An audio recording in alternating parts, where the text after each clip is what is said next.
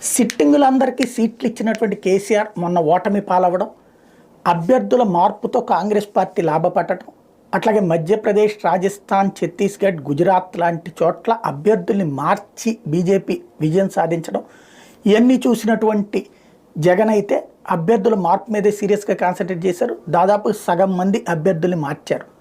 అట్లాగే ఎంపీలను కూడా దాదాపు 15-20 మంది దాకా మార్చినట్టున్నారు. టోటల్గా కథంతా మారింది. అది గెలిపిస్తారా జనం, ఓడిస్తారా అన్నది చూడాలి. అంటే తను అంటే జగన్ అనే పేరు మీదనే జనం ఓట్లు అభ్యర్థిస్తున్నారు. సిట్టింగులు దీంతో ఎంపీలు, ఎమ్మెల్యే అభ్యర్థులుగా కొన్ని చోట్ల అయితే కొంతమంది ఎంపీ క్యాండిడేట్లు 7-8 మంది ఇతర పార్టీలకు వెళ్ళిపోయారు. బాలశౌరి లాంటి వాళ్ళు, లేకపోతే కనుక సంజయ్ కుమార్ లాంటి వాళ్ళు, ఇట్లాంటి వాళ్ళు అనేక మంది వెళ్ళిపోయారు.